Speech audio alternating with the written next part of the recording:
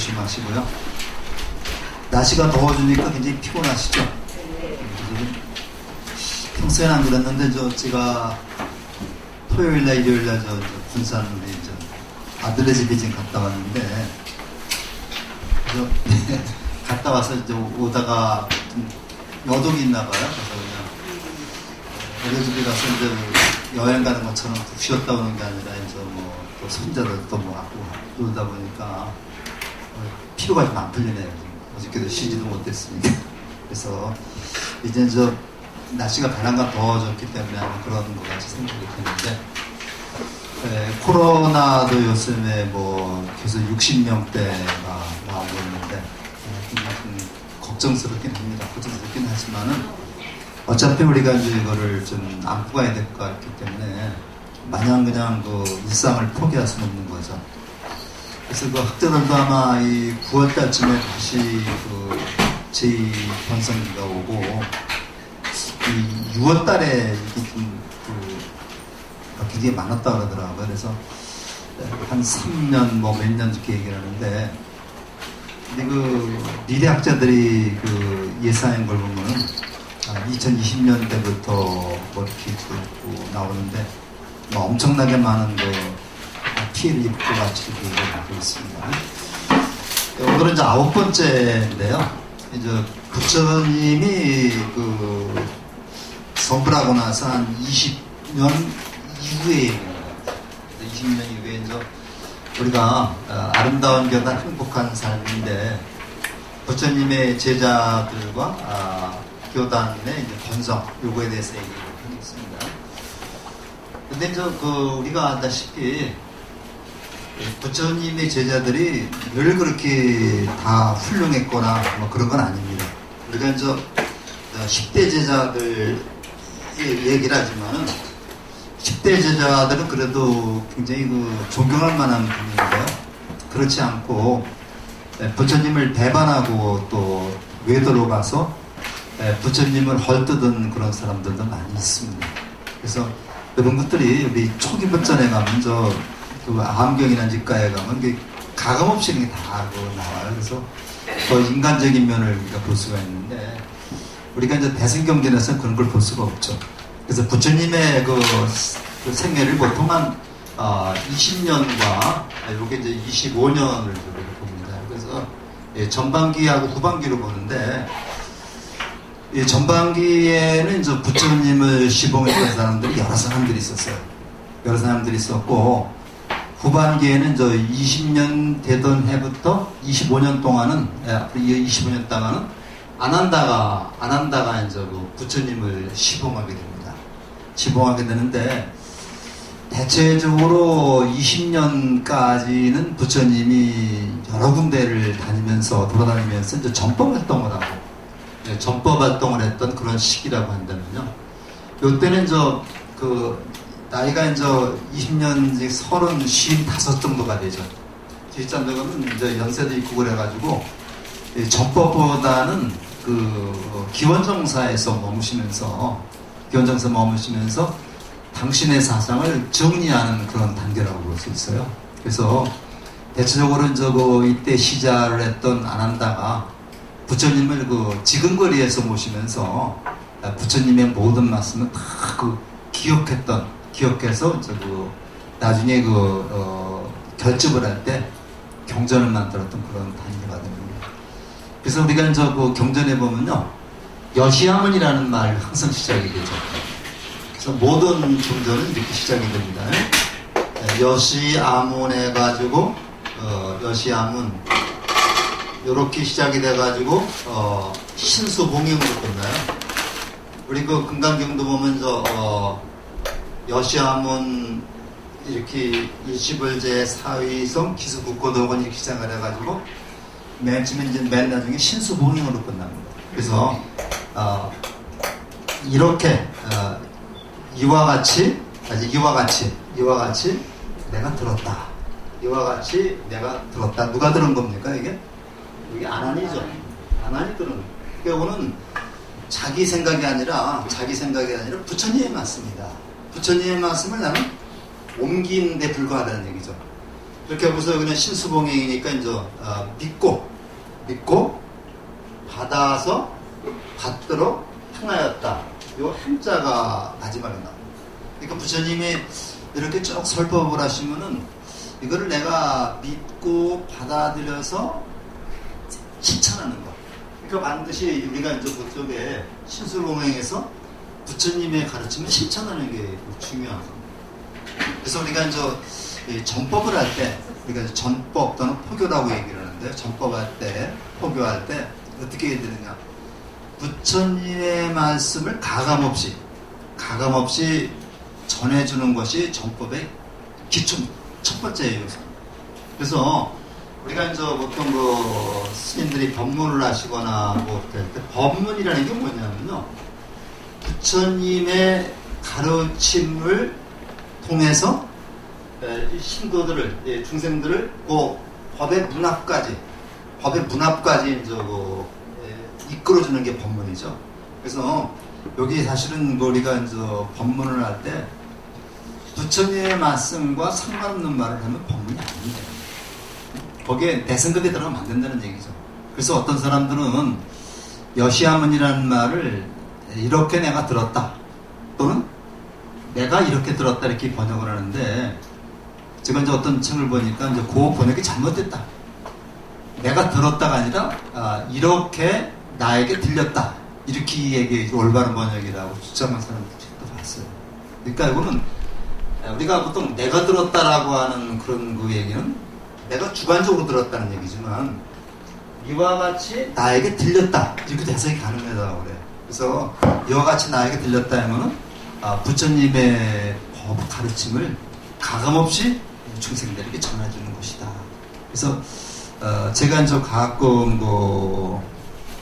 BTN이나 이제 BBS에 나오는 스님들, 큰 스님들의 법문은 굉장히 조심해서 들으라고 제가 얘기를 하는 거는, 그분들은 이제 우리가 소위 큰 스님이라고 우리가 부를 정도가 되는 분들은요, 그 부처님의 가르침을 자기 나름대로다가 소화시켜가지고 말씀하는 거거든요. 우리들이 이해하기가 쉽지 않습니다.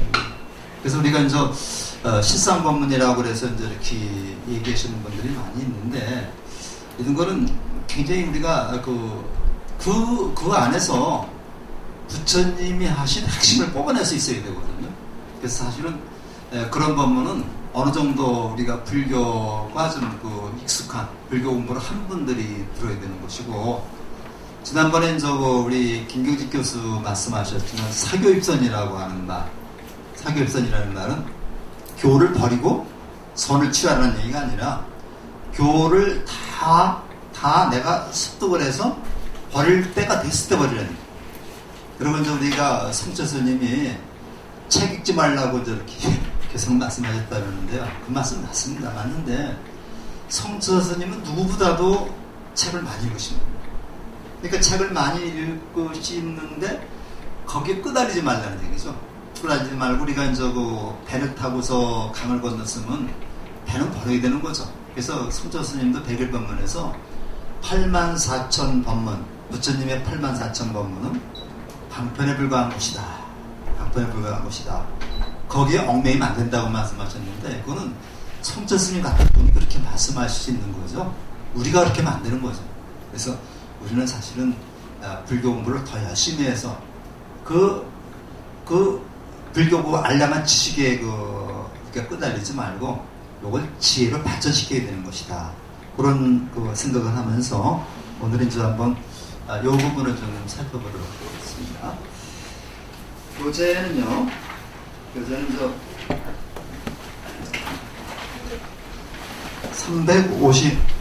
300쪽이죠? 300쪽 보면서 그거 제가 조금만 읽어보겠습니다.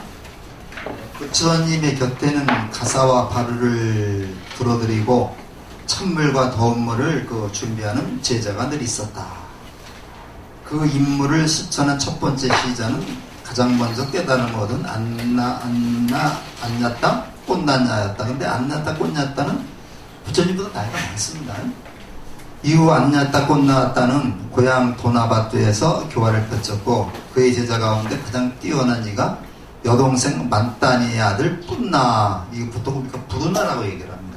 뿜나인데, 뿜나는 저 부처님의 그 시자는 하지 않았지만, 포교제, 정법제일이라고 그래가지고, 보통 우리가 포교사라든가, 저게 정법 얘기할 때, 부르나라를 많이 이용을 하죠.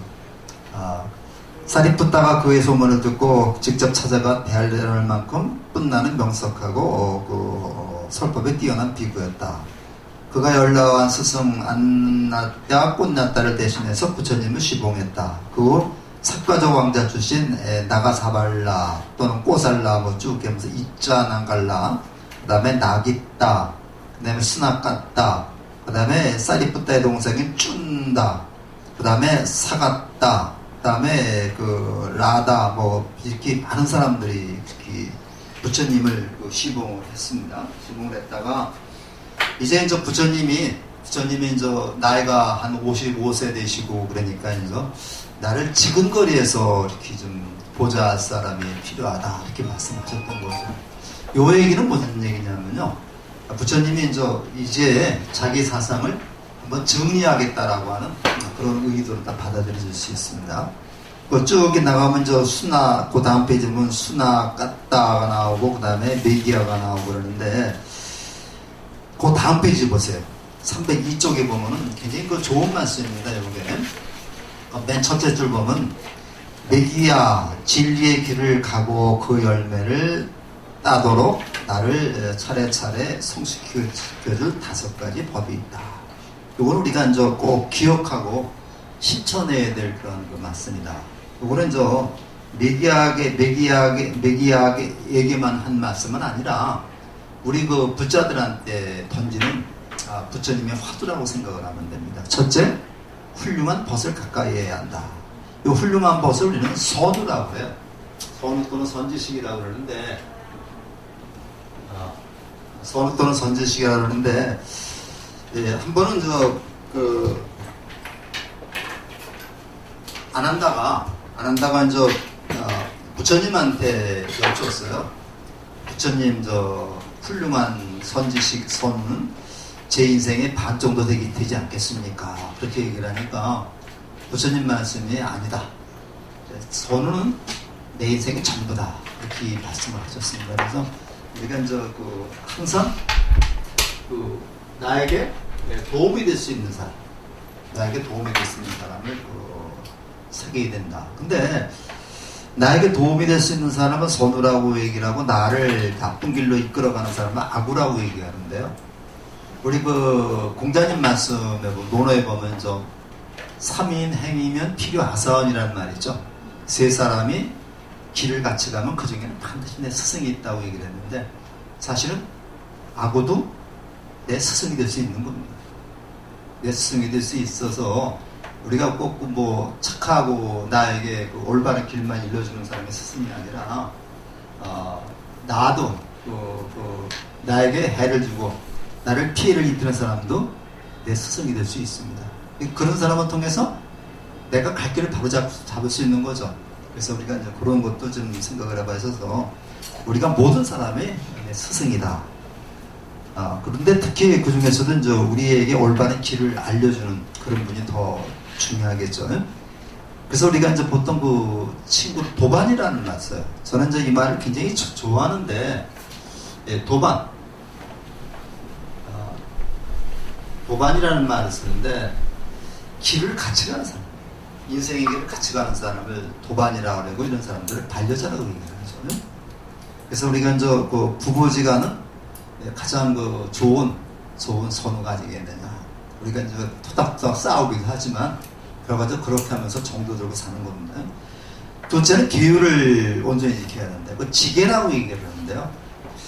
불교에서 가장 중요한 것은 계율을 지키는 거예요. 계율을 지키고 그래서 우리가 계정해를 사막이라고 얘기를 하죠. 그래서 우리가 탐욕을 어떻게 우리가 좀 다스리느냐가 하는 게 계율인데 이 계율이라는 것은 바로 삶의 원칙입니다. 우리가 살면서 어떻게 원칙대로 살아가느냐 요거에 이제 계율인데 어렵게 생각하지 마시고요. 우리가 원칙대로만 살면 되는 건데 원칙대로 살지 않기 때문에 문제가 되는 거죠. 근데 이제 우리 한국 불교에서도 뭐 스님들이나 그 부자들이나 계율에 대해서는 한 번쯤 더 생각을 해보시고, 특히 우리가 이제 5계를 다 받았잖아요. 5계도 이렇게 좀 지키도록 노력을 해야 되겠습니다. 물론 이것이 2600년 전에 그 지정된 거기 때문에 지금하고 맞지 않는 것도 많아요. 특히 이제 그 도름주 같은 거는 지금 술만 얘기하는 게 아니라 뭐 마약이라든가 요즘에 뭐 컴퓨터에 빠져가지고 댓글 나는 거 그렇게 포함이 되겠습니다. 그 다음에 셋째, 좋은 법문을 자주자주 들어야 된다. 이거 공부 열심히 하라는 얘기입니다. 그 다음에 넷째, 열심히 실천하고, 그 다음에 그럼으로써 예리한 지혜를 갖추는 것이 필요하다. 이렇게 해서 요거는 메기아를 통해서 우리 그 불자들에게, 제자들에게 어떻게 살아야 될 것인가 하는 삶의 지침을 준 거라고 이렇게 볼 수가 있습니다. 자, 이제 요건 한번 보면서 보겠습니다. 부처님께서는 가사 바로 들어드리고 찬물과 덤을 제자가 있고, 이제 우리가 시자라고 합니다. 시자라고 해서 우리가 절에 이제 큰 스님 신겨 날아가면요, 이 시자한테 먼저 얘기를 하죠. 얘기를 하는데, 우리 절에서 1080일 기도 정진하면서 공덕회 만들었냐고요. 1080일 기도를 하면서 분기별로 한 번 갔었나? 1년에 한 2번 갔었나? 그렇게 두 번 갔었죠? 네, 3개월에 한 번씩. 네, 그렇게 갔는데 가급적이면 큰 절에 가가지고 큰 스님 좀 법문을 들으려고 그런 그 프로그램을 짰었어요. 짜서 제가 주로 많이 다녔습니다. 그래서 답사도 가서 이렇게 좀 섭외도 하고 그랬는데, 우리 그 조계종 사찰에 가면 주지 스님 만나기 참 힘들어요. 힘든데 이제 담장 스님이나 이분들은 더 힘들죠. 근데 서남사를 갔습니다. 서남사도 계획이 있어가지고, 서남사는 태고총님이 있어가지고 지금 조계종하고 분교가 있는데 지금 태고종에서 이렇게 관리를 하고 있는데요. 마침 가니까 종종 스님이 계시더라고요. 태고종 종종 스님, 회초 스님이라고 계셔가지고 아침 종무서 가서 여쭤보니까 회초 스님이 계시대요. 그래서 가서 그 시자 안내를 받아가지고 와서 삼배를 올리고, 우리가 언제 여기 올 테니까 종종 스님 법문 좀 해줬으면 좋겠다 그랬더니, 그 양반은 날짜 물어보더니 일정을 조정해갖고 오게 해주시겠다. 그래서 아주 종종 스님, 태고종 종종 스님입니다. 종종 스님의 그 법문을 아주 굉장히 감명 깊게 들은 적이 있는데, 말하기 종종 스님 만나보기가 쉽지 않아요. 방장 스님도 어렵고 주지 스님도 어렵고 그런데, 그래서 역시 그 조계종 스님들은 조금 상이 높구나 하는 생각을 지금 하고 있습니다. 하고 있는데, 사실은 그 큰 스님은 그거 다 내려놓으신 분이 큰 스님입니다. 그죠?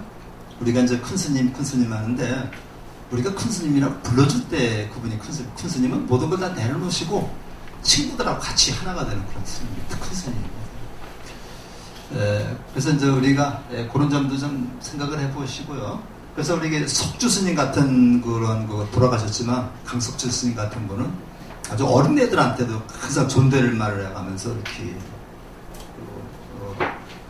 어린 부처님이라고, 천진 부처님이라고 이렇게 가까이 했다고 했는데, 누구나 가서 만날 수 있는 그런 분이 큰 스님이 아닌가 하는 생각이 들어요. 자, 여기 보면 형이사학적인 질문을 침묵하신다는 이유로 니간 따로 개정했다.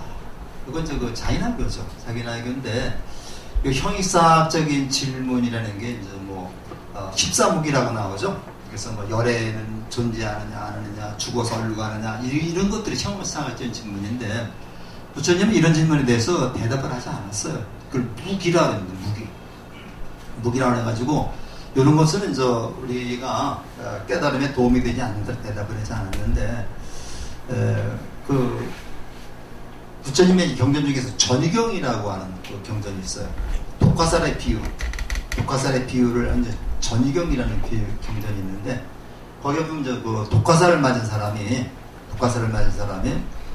바로 화살을 빼고 치료를 해야 옳겠느냐, 아니면은 화살을 빼지 않고 이 화살은 누가 쐈느냐, 왜 쐈느냐, 이 화살의 재질이 뭐냐, 여기에 묻은 독이 뭐냐, 이런 것을 알려고 한다면 어떻게 되겠습니까? 알기 전에 죽죠. 이런 것을 우리가 형이상학적인 질문입니다. 그래서 우리가 이제 자좀 생각을 해야 되는데, 보통 저는 이제 저는 친구들하고 절대로 종교 얘기하지 않습니다. 종교 얘기하지 않는데, 몇몇 이제 성당 다니는 친구들이 꼭 얘기를 하면서 불교 얘기를 그렇게 하더라고요. 불교 얘기를 하면서 이제 불교하고 천주교는 같다. 근데 같긴 뭐 같아요. 아니죠. 불교 좋은 거 다 따랐습니다. 그런데 그런 사람들이 이제 불교 얘기를 하면서 형이상학적인 질문을 많이 해요. 근데 이제 그런 건, 근데 우리가 살면서 전 4가지는 지킵니다. 첫째, 종교 얘기하지 말 것. 그 다음에 정치 얘기. 그 다음에 또 돈 자랑. 자식 자랑. 근데 이 사람들이 얘기는 이것만 얘기를 해요. 근데 4가지는 꼭 하지 말아야 됩니다. 특히 우리가 불교 얘기는 우리가 꼭 필요할 때는 하는 건 괜찮겠지만은, 괜히 가서 농담 따먹기 할 때 이제 그렇게 얘기는 거의 다 수준이 농담 따먹기 수준이잖아요, 얘기가. 그래서 이제 그렇게 됐는데, 이제 안 한다. 그래서 딴 사람한테 다 물어봤는데 다 못한다 그러니까 마지막에 안 한다가 남았는데, 부처님 사실은 안 한다를 찍었던 겁니다. 안 한다를 찍어가지고, 안 한다에게 3차례나 물으실 때까지 이제 침묵을 지키던 안 한다는 자신이 특별 대우를 받지 않으면 언제든지 할 수 있다. 이렇게 얘기했는데, 여기 8가지가 이제 요 뒤에 나옵니다. 뒤에 나오는데, 이런 걸 통해서 안 한다, 또는 시자에 우리가 그걸 같이 생각해 볼 필요가 있죠. 303쪽에 나오죠. 303쪽에 나오면 한 10째 줄 정도 보면, 부처님께서 보시받은 옷을 저에게 주지 않으신다면 기쁜 마음으로 모시고 신들겠습니다. 부처님 발위에 공양받은 음식을 저에게 주지 않으신다면 기쁜 마음으로 모시고 신들겠습니다. 부처님께서 거처하는 방에서 함께 지내자고 하지 않으신다면 기쁜 마음으로 모시고 시중들겠습니다. 부처님께서 초대받은 자리에 저를 데려가지 않으신다면 기쁜 마음으로 모시고 시중들겠습니다. 여기까지가 이제 특별령입니다. 부처님을 대우하는데 나까지 거기에 들어가서 대우를 받으려고 한다면 난 안 하겠다. 그러니까 부처님 저를 특별 대우해 주지 마십시오. 그 다음에 제가 초대받은 자리에 부처님께서 동행해 주신다면 기쁜 마음으로 모시고 시중들겠습니다. 먼 곳에서 사람이 찾아왔을 때 언제든 데려오도록 허락하신다면 기쁜 마음으로 모시고 시중들겠습니다. 제게 의심나는 것이 있을 때 언제든 질문하도록 허락하신다면 기쁜 마음으로 시중들겠습니다. 그 다음에 제가 없는 자리에서 하신 말씀 법문을 제가 돌아왔을 때 설해 주신다면 기쁜 마음으로 시중들겠습니다. 요거는 특별 대우가 아니라 부처님께 이제 요청하는 겁니다. 그래서 여기서는 이렇게 특별 대우를 받지 않으며 의심나는 거 언제든 질문해서 허락하신다면 기쁜 마음으로 시중들 수 있다. 이렇게 이제 말씀을 했는데, 그리고 안 한다가 굉장히 좀 잘생겼던 모양입니다. 그래서 마등녀라고 하는 여자가 안 한다를 꼬여가지고 유혹해가지고 안 한다고 이제 결혼을 하려고 그랬는데, 요것도 이제 부처님이 이제 아시고 있습니다. 과거 좀 그런 일화도 많이 있습니다. 그래서 안 한다고 부처님과 일화는 굉장히 많고, 일설에는 안 한다가 부처님의 사촌동생이라고 얘기를 하고요. 대바다타가 이제 나오는데, 대바다타가 안 한다의 형이라고 하는 얘기도 있고, 또 야소다라의 오빠라는 얘기도 있고, 여러 가지 설이 있습니다. 설입니다. 그래서 이제 안 한다가 이렇게 제자가 됐고, 그 다음에 저 시자가 됐고, 안 한다가 이제 이 별집을 하면서 이제 불경을 부처님의 가르침을 구세에 남기는데 가장 큰 공로를 세운 분이 안 한다. 아유가 아석화 왕이라고 잘 아시죠? 아소카 왕의 그 전기를 적은 경전이 아유광전이라는 게 있어요. 아유광전이라고 하는 이것도 경전입니다. 아유광전이라는 경전이 있는데, 아소카 왕은 잘 알다시피 불교에서 빼놓을 수 없는 아주 불법이 그 세계적인 종교가 되는데 아주 가장 크게 공헌한 분이 아소카 왕인데, 마오리아 왕조의 이제 세 번째 왕인데, 사실은 그 아소카 왕이 될 사람이 아니었어요. 서열이. 그런데 이제 자기가 왕이 되고 싶어서 이제 형제들을 다 죽였습니다. 죽이고 이제 왕이 돼가지고, 그 다음에 인도를 아주 무력으로 다 통일을 해서 전륜성왕이라고 얘기를 하죠. 전륜성왕이라는데, 이 사람이 이제 나중에 사람을 넘어지는 데 대해서 조금 좀 그 자괴감이 들었던 거예요. 그 세조가 조카인 단종을 그렇게 죽이고 사람 죽인 다음에 나중에 이제 불법이 귀하게 되죠. 마찬가지로 자기를 되돌아보면서 불법에 귀일하게 됩니다. 열렬한 그 불교 신자가 돼가지고 다른 종교를 학대한 건 아닙니다. 그래가지고 이제 누구를 만났냐면 우파국다라는 사람, 우파국다라고 하는 그 스님을 만나가지고, 이 우파국다가 누구냐면 바로 아난다의 그 손상자 되는 그런 그 제자였다고요. 우리가 보통 보면 그 선맥을 보게 되면은 마가섭에서, 그 다음에 마가섭을 해서, 그 다음에 아난다로 해가지고 상나가수 이렇게 쭉 나오는데, 여기 이제 아난다하고 아마 손잡벌 되는 그 제자였다고 그러는데, 이 인도를 통일하고 나서 이제 아소카 왕이 우파국다를 스승으로 모시면서 우파국다에게 불법을 많이 배우고, 우파국다를 앞세워가지고 불교 성지를 다 순례를 해가지고서 이제 우파국다 그 성지를 수행하면서 그 4대 성지에다가 그 석주를 세워요. 그 돌로 다 된 커다란 석주를 세워가지고 이곳은 뭐 어떤 곳이다 이렇게 쭉 적어놨는데, 이 석주가 지금 눈빈이 동산에 가면 석주가 남아 있습니다. 석주가 남아 있는데 아마 위에가 좀 잘렸다 그러는데, 거기 석주에 보면 밑에서 보니까 글씨는 안 보이는데, 이곳은 석가족의 성자 고타마 시다라타가 태어난 곳이다 이렇게 거기다가 돌에다가 적어놨거든요. 그래서 이제 이것을 가지고서 우리가 이제 역사를 꾸며가는 거예요. 그러니까 룸니 동산이 그 전까지 뭔지 몰랐는데 그 석주를 말미암아 이제 우리가 부처님의 탄생지의 것을 알고 4대 성지, 8대 성지를 다 다니면서 그걸 합니다. 그러고 나서 그 다음에는 이제 어딜 갔냐면요, 부처님의 제자들의 탑을 쭉 한번 순례를 했는데, 부처님의 제자들도 이렇게 화장을 하면은 그 사리가 나오겠죠. 사리를 모신 탑을 다 만들어놨어요. 그래서 지금 기원정사 쪽에 가면 제가 보면 아난다 탑은 좀 조금 무너졌지만 기원정사고 안에 있습니다. 다니는데 가면서 이제 다 설명을 들은 거죠. 그래서 맨 먼저 이제 사리불 존자의 탑을 방문했어요. 탑을 방문해가지고 아소카 왕이 이것은 누구의 탑입니까? 하니까 이제 우파국다가 설명을 했죠. 사리불 존자의 탑인데 사리불 존자는 지혜의 제일이고 부처님의 상수제자였습니다. 그러니까 그 탑을 지키는 사람한테 10만 양의 이제 금을 보시했다고 해요. 10만 양입니다. 10만 양의 이제 금을 보시했다. 그 다음에 이제 목건연의 탑에 갔어요. 그래서 목건연의 탑에 가서 설명을 들었습니다. 이분은 신통제일인데 역시 사리불과 마찬가지 부처님의 상수제자라는 역시 10만 양의 보시금을 보관했어요. 세 번째 이제 마가섭의 이제 탑에 가서도 역시 10만 양의 보시금을 냈습니다. 그 다음에 어디를 갔냐면요, 바구라 바구라라는 있어요.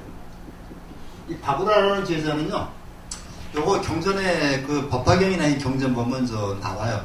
나오는데 보통 그 마바구라 이렇게 이제 나오는데, 이분은 우리가 보통 그 10대 제자 속에 들어가지 않지만 소욕제일입니다. 소욕이는 이 소자는 거의 없을 못자나 마찬가지입니다. 욕심이 전혀 없는 사람. 욕심이 없는 그런 그 제자인데, 이제 우파국다가 설명을 했지. 이분은 소욕제일인데, 절대로 자기가 지닌 물건이 없습니다. 그러면서 이제 그러다 보니까 140살까지 살았는데, 140살까지 살았는데 남에게 베푼 것이 하나도 없습니다. 그래서 사국에 하나도 남에게 가르쳐준 적이 없습니다. 이렇게 얘기를 했고, 자기 그 깨달음만 노력한 사람이라고 얘기했더니, 거기에선 단 1전을 보시했다고 그래요. 1전짜리 동전만을 보시하고서, 그 다음에 아난다의 저기를 갔어요. 아난다 탑을 갔는데, 아난다가 이런 사람이라는 것을 얘기를 했겠죠. 이 사람은 단문제일인데, 나중에 결집 때 경전을 만드는데 아주 기대한 역할을 한 분입니다. 이렇게 얘기를 했더니, 거기 이렇게 되어 있습니다. 그래서 설명한 얘기입니다. 불법을, 이거는 우파국다의 얘기입니다. 불법을 굳게 지키고 염력과 지혜와 다문이 바다와 같으며, 책에 없는 말입니다. 오묘한 뜻을 설하여 인천의 공양을 받았습니다. 능히 부처님의 뜻을 알고 일체의 뛰어난 공덕과 많은 법을 담은 상자와 같았습니다. 왕이 이 말을 듣고 일억량의 금을 보시하도록 했다. 일억량을 보셔야 돼요. 일억량, 여기는 이제 10만량인데, 그러면서 아소과함 얘기입니다. 능히 법의 등불을 지금까지 이르게 하고 멸하지 않게 하는 것은 아난의 힘이니라. 비유하자면 소의 발자국은 바닷물을 담을 수 없으나 부처님의 지혜의 바다는 아난이 능히 받을 수 있느니라. 이러한 인연 때문에 모든 고향 가운데 이곳이 가장 많은 것이다. 이렇게 얘기를 했다고 그래요. 그래서 이거 아유광전에 나오는 얘기입니다. 그래서 한사 하나의 보시도 하지 않은 바구라에는 1점만 줬는데, 여기서는 1억량을 보시했다. 1억량을 보시했다. 그래서 전법이라는 것, 포교라는 것이 불교의 생명이라고 하는 것을 강조했습니다. 그러니까 아소카왕이 이런 아난의 정신을 받아서 근본 8탑을 다 부셔가지고 거기에 나오는 사리, 부처님의 사리를 쭉 줘가면서 스리랑카라든가 미얀마 이쪽으로 해서 쭉 사리를 앞세워가지고 전법을 한다고.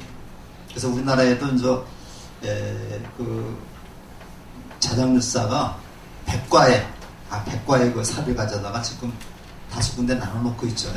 그래서 우리가 아난을 통해서, 또는 아소과함을 통해서 전법이라는 것이 얼마나 중요한 것인가 생각해 볼 필요가 있습니다.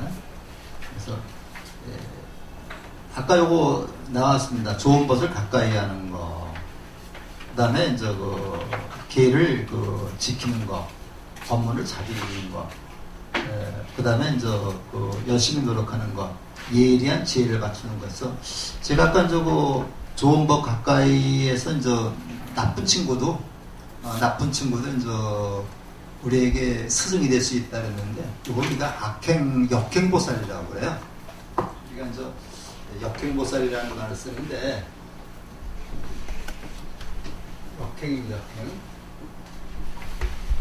역행보살이라고 쓰는데, 나에게 피해를 준, 나를 갖다가 못 살게 군 그 친구도 내 스승이 된다. 그래서 이제 역행보살이라고 해가지고, 부처님한테는 누가 역행보살일까요? 부처님한테는 부처님을 죽이려고 했던 대바다타라고 하는 친구가 있죠. 이 대바다타가 역행보살이 되는데, 법화경이라는 경전을 보면요, 대바다타도 나중에 성불할 것이다. 이렇게 예언이 나옵니다.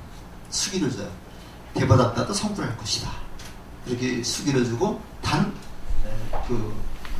마음이 좀 거만한 사람, 마음이 거만한 사람은 증상만이라 그러죠. 증상만은 성불하지 못한다고 그랬으니까 불교에서는 마음을 내려놓는다는 얘기는요. 내 마음에 있는 나라고 하는 상을 내려놓는 거예요. 상을 내려놓는데 이 상이라는 게 자꾸만 그것이 굳어져서 내 그 확실한 그 주관이 되어버립니다. 이게 관념이 되어버리죠. 근데 이 관념을 갖다가 관념이 오래가면 이것이 고정관념이 되어버립니다. 여자는 밥만 해야 되고 남자는 뭐이고 이런 것도 전부 다 고정관념이죠. 이 고정관념을 깨지 않는 한 이 사회 발전은 없다. 그래서 우린 불자들은 이 고정관념을 깨는데 참 우리가 열심히 노력을 해야 되겠습니다. 뭐 이런 그 얘기들이고요. 그 다음에 이것도 굉장히 재미난 그 얘기인데 백만장자 다난자야의 딸이 위삭하는 사와띠의 보인 비가라라고 하는 그 며느리로 들어갔습니다. 비가라가 시아버지고 위삭하가 며느리인데 이때는 인도에서는 그 결혼 지참금이라는 게 있어요. 결혼 지참금이라는 게 있어가지고 여자가 시집을 갈 때는 결혼 지참금을 많이 가져갑니다. 많이 가져갈수록 대접을 받는 거예요. 근데 이혼을 하게 되면 특별한 이유 없이 합당한 이유 없이 이혼을 하게 되면 결혼 지참금을 돌려줘야 됩니다. 그런 그 풍습이 있다고 그래요. 그래서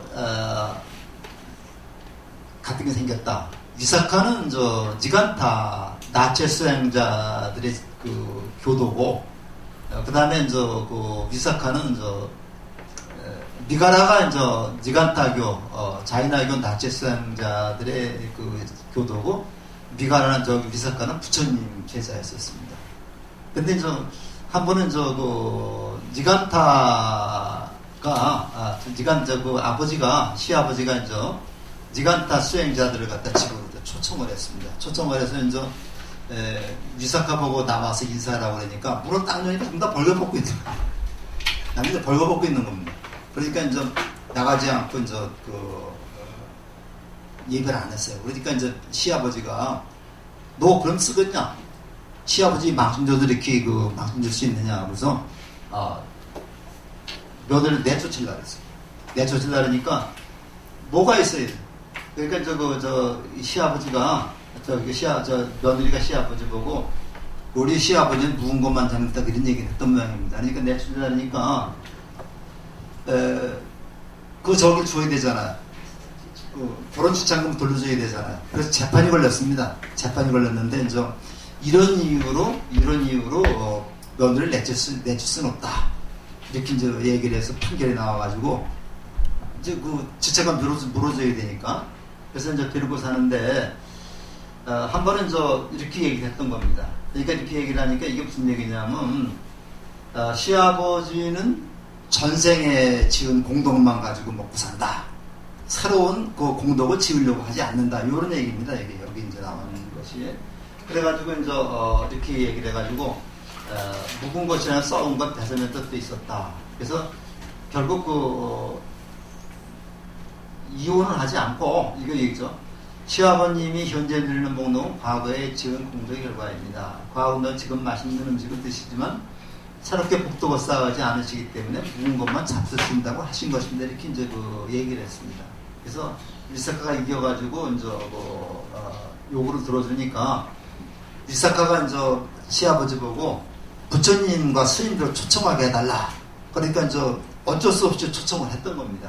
초청을 했는데 부처님이 설법하는 데는 미가라가 시아버지가 나와보진 않았지만은 옆방에서 부처님의 설법을 듣는 순간 부처님의 말씀에 자기도 모르게 기울이고 제자가 됐다는 그런 얘기입니다.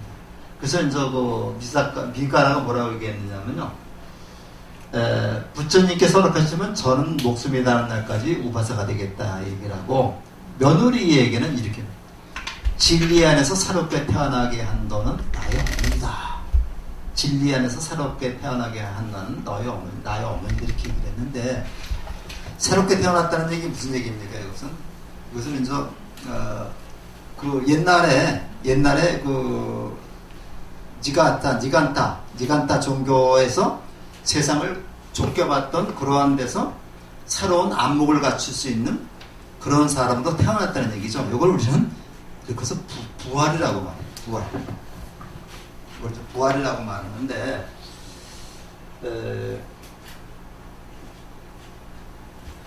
우리가 이제 함석헌 선생 혹시 아시죠? 함석헌 선생의 이제 스승이 다석 유영모라고 이제 다석 선생이라고 해서 굉장히 유명한 분입니다. 사상가가.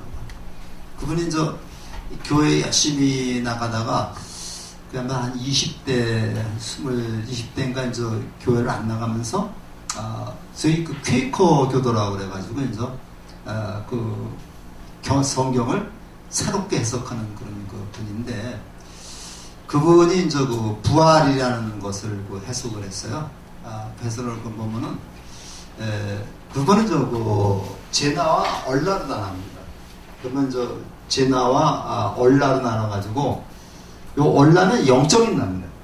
영적인 나인데, 요거는 우리가 육신을 중심으로 한 나하고, 요거는 영적인 나인데, 이렇게 두 개로 나눠가지고, 이거 육신이 부활한다는 것은 이건 있을 수 없는 일이다.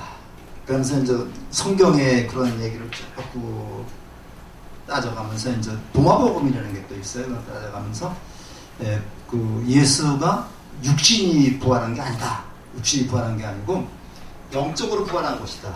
영적으로 부활해서 바로 이때 이제 하나님이라고 하는 하나님을 만나서 영적으로 부활해가지고, 이런 것이 이제 부처가 깨달았거나 부처의 깨달음이나, 공자가 70 소역 불구라고 얘기를 하죠. 공자의 도라든가 이런 거하고 마찬가지다. 그래서 사람은 정신적으로 성숙해서 새로운 안목을 갖췄을 때 새로 태어나는 것이다. 그래서 부활이라는 개념을 그렇게 해석을 하고 있어요. 이게 이제 제 얘기가 아니라 이거는 유영석이라고 하는 다석 선생의 말입니다. 그래서 이제 그것을 함석헌 씨의 얘기도 들어보면 비슷합니다. 유영모 씨인데, 그래서 이제 부처의 깨달음이나, 그 다음에 이제 예수의 깨달음이나, 공자의 깨달음을 같은 관점에서 보고, 그걸 부활이라고 얘기를 했거든요. 그러니까 이 사람도 이제 미가라는 말도 여태까지의 삶은 이런 삶이었는데, 부처님을 만나면서 새로운 삶으로 바뀌었다. 이게 부활이라는 얘기입니다. 그러니까 나를 새롭게 태어나게 한 것은 누구냐? 며느리라는 얘기죠. 며느리라고 해가지고 며느리, 여기서 어머니라고 하는 말은 어머니처럼 나에게 새로운 안목을 심어줬다는 얘기입니다.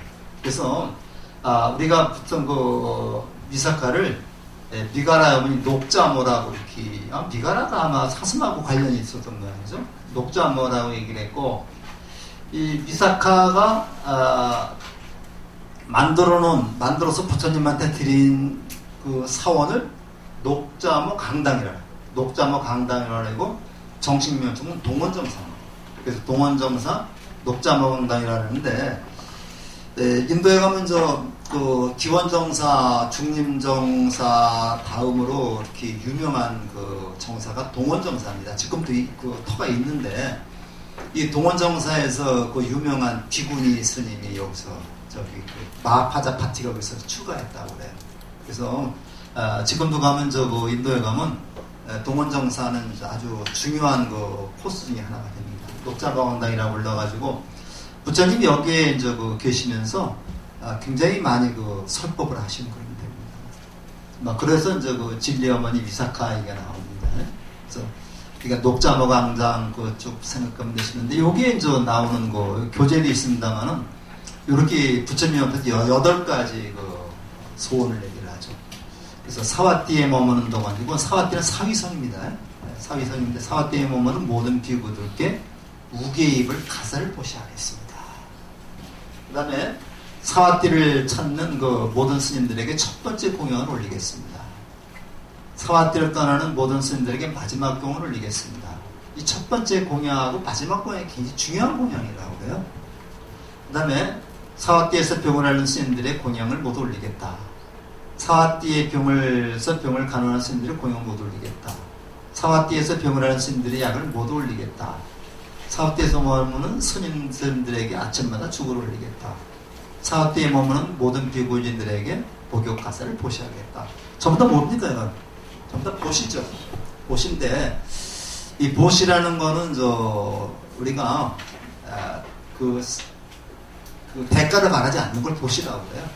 우리가 이제 보통, 대가를 바라지 않는 것을 보시라고 그러는데, 가장 좋은 보시가 바로 무주성 보시라고 얘기하죠.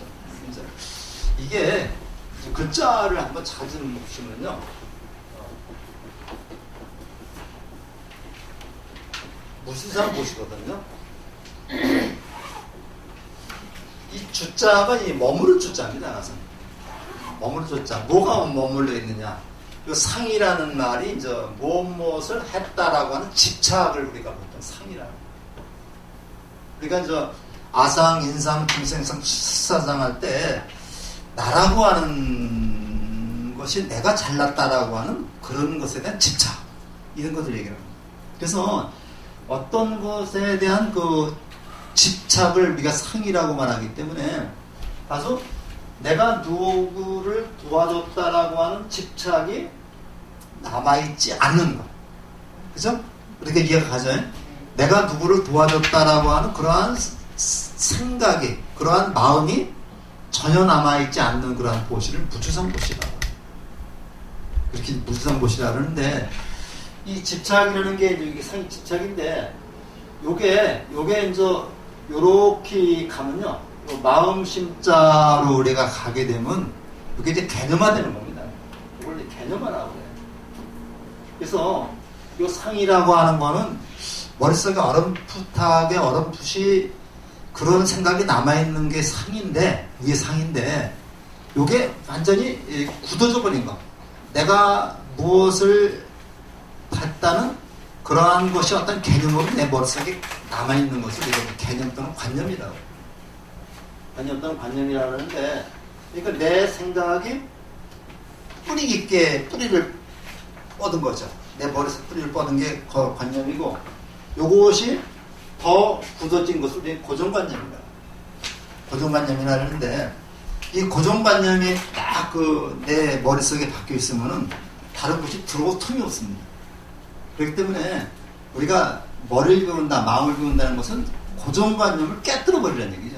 깨뜨려 버리라는 얘기인데, 이걸 깨뜨려 버려야지만 이제 우리가 발전을 할 수가 있어요.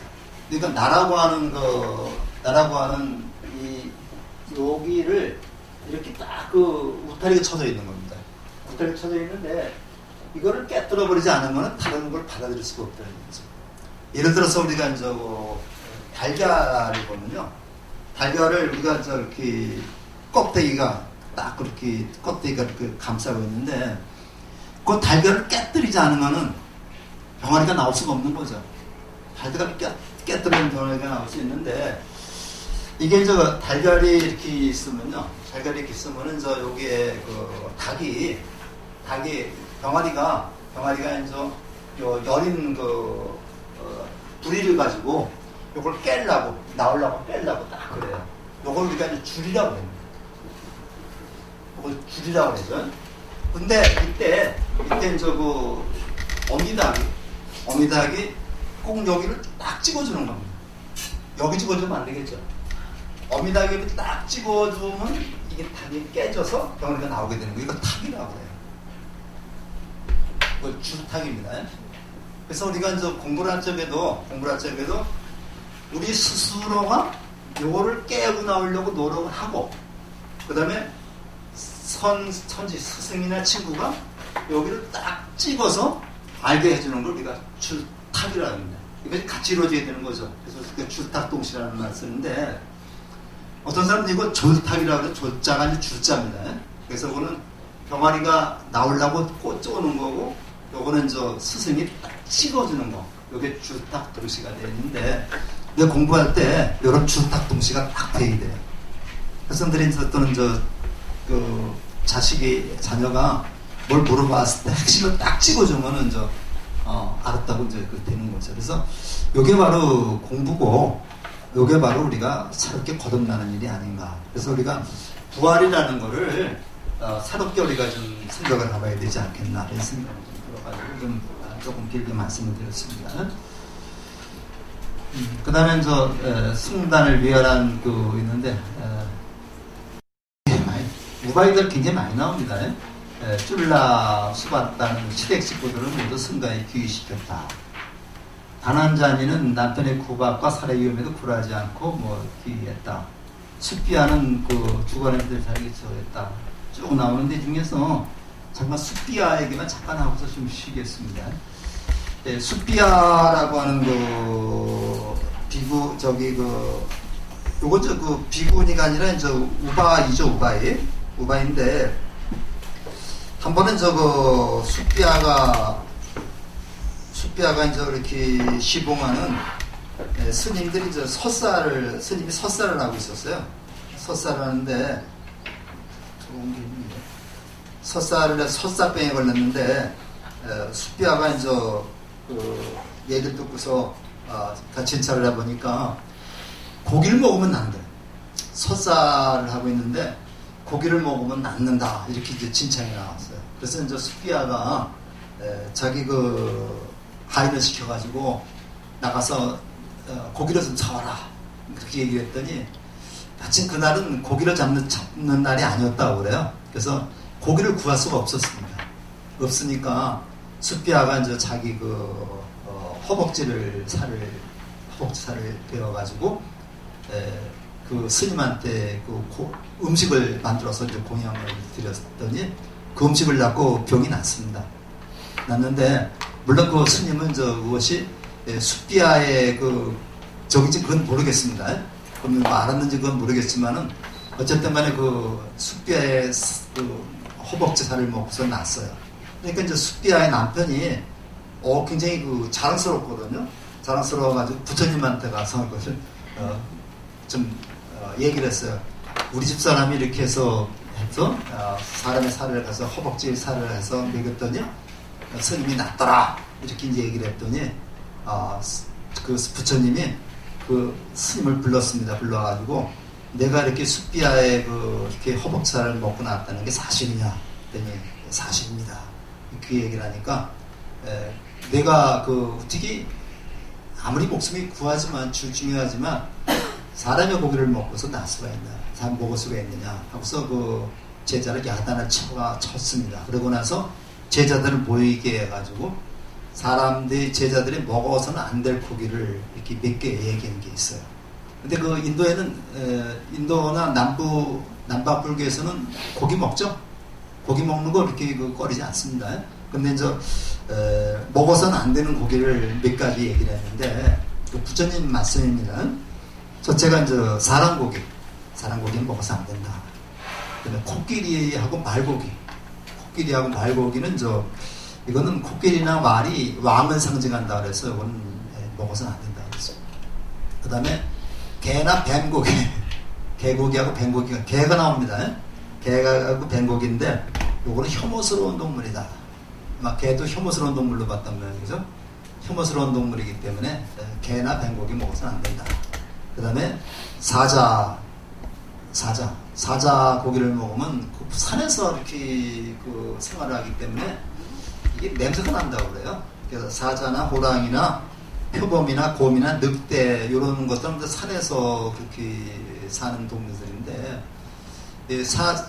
제자들이 보통 산에서 수행을 많이 하죠. 동료자이기 때문에 이런 고기를 먹으면 그런 냄새가 나가지고 사자나 호랑이 이런 것들이 습격을 한다.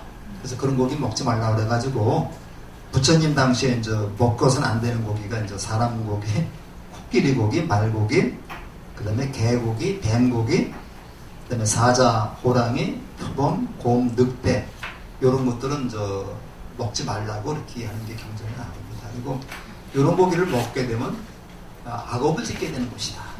악업을 짓게 되는 것이다 해서 나오는데 요즘에 우리가 절에서 특히 개고기는 먹지 말라 그러죠. 스님들 개고기 먹지 말라 그러는데 그 이유가 이제 여기서부터 나왔는지 그건 모르겠습니다만은 부처님 당시에 개고기는 먹지 말라고 하는 것이 이렇게 나오고 있습니다. 그래서 이제 여러 사람들 얘기 들어보면 각기 해석이 다른데 이것도 개고기를 먹지 말라는 이유 중에 하나가 아니겠는가 해서 말씀을 드렸습니다. 조금 쉬었다 하죠? 네. 어간문이 없고 천왕문이 없고 또 뭐가 하나 없던데, 세 개가 없다 그래서 삼무사찰이라고 그러는데, 거기 이제 그 서남사 그 뒷산이 장군봉입니다. 장군봉이기 때문에 거기는 사천왕이 필요 없다 그래서 사천왕이 없고, 어간문이 없어요. 어간문은 사람이 못 들어가게 막아놨습니다. 막아놔가지고, 저는 이제 가면서 항상 이제 그 서남사에 가면서 어간문이 없는 게 제일 마음에 들더라고요. 그리고 거기 이제 강선로가 있고 승선교가 있습니다. 이제 그 이렇게 그 무지개 다리처럼 이렇게 돼 있는 데 있죠. 여기 이제 승선교고, 그 다음에 이제 그 밑에서 올라가면 이제 강선로라고 있습니다. 이게 참 재밌어요. 승선교, 승선교, 그 다음에 강선로. 그래서 이제 그 강선이라고 하는 거는 이 떨어질 강자입니다. 이제 항복한 항자로도 쓰고요. 그래서 신선이 내려온 것이 강선로고, 그 다음에 신선으로 되어 올라가는 데가 승선교죠. 그래서 우리 달력 같은 데 보면 승선교 밑에, 이 승선교는 이 고물로 지정되어 있어요. 승선교 밑에서 딱 보면은 거기에 이제 강선로가 이렇게 보이는 그 사진이 있는데, 직접 가서 보니까 안 보이더라고요. 안 보이는데 아마 사진들을 이렇게 합성을 시킨 모양이에요. 그래서 신선과 굉장히 연관이 있는가. 그래서 신선이라는 게 사실은 우리가 자연을 그 욕심을 좋다는 사람이 신선이죠. 그래서 우리가 이제 강승선교, 강선로 그런 것도 좀 염두에 두시고 올라가서 이제 이렇게 사찰을 보게 되면은 굉장히 의미가 달라요. 다르고, 송광사 딱 일주문 들어가면요, 내가 지금 이름을 잊어버렸는데 조그만 누각이 있어요. 누각이 있어가지고 그게 지금 이름이 어려운데 한 칸 빼기 한데 조그만 누각이 두 개가 있거든요. 그게 어떤 역할을 하냐면 영혼이 들어왔을 때 하나는 남자, 하나는 여자가 영혼이 잠시 머무르다가 법당에 들어가는 그런 데라 그래서 제가 이제 그 송광사 가면 송광사의 스펙 전 못 봤어요. 그래서 그런 것들을 우리가 잘 염두에 둬가면서 한번 그 성지순례를 나가면 좀 더 의미가 있지 않을까. 그다음에 저기 가면은 송광사에 가면은 그 대웅전 앞에 탑이 없습니다. 석탑이 없는데 다른 데 가면 대웅전 앞에 보통 석탑이 있죠. 근데 거기 석탑이 없는데 거기가 연꽃 스리라서 이유가 있더라고요. 그래서 거기에 이제 탑을 지으면은 무거워서 가라앉는다 그래가지고 거기에 탑이 없습니다. 그런 것도 한번 잘 생각해 보시고 그렇게 절에 가서 그냥 삼배하고 오시는 건 좋은데 이왕이면 좀 이렇게 좀 공부 좀 해가지고 공부한 만큼 보이게 되는 거죠. 제가 우리 그 성지순례단에는 제가 한 초창기부터 같이 따라다니면서 서로 해설을 하고 했는데 요즘은 제가 요새 코로나 때문에 갈 수가 없잖아요. 그래서 못 하고 있는데 우리 올해 MT를 좀 못 갔습니다. 못 가서 좀 코로나 때문에 못 갔는데 가을에는 가수 제끼 될지 모르겠습니다. 사리푸트의 사자후인데 사자후의 후자가 이렇습니다. 이거 후자입니다. 후자인데 사자후 하면 사자는 보통 산의 왕으로 상왕이라고 우리나라에서는 호랑이 얘기하지만은 요게 이제 짐승들의 왕이 사자죠. 사자가 돼가지고 사자가 한마디 딱 물게 되면요, 한마디 소리를 딱 지르면은 모든 짐승들이 조용해진다고 그래요. 그래서 부처님의 말씀을 사자후라고 얘기를 하고, 부처님이 앉아 계신 그 자리를 사자자라고 얘기하기도 하죠.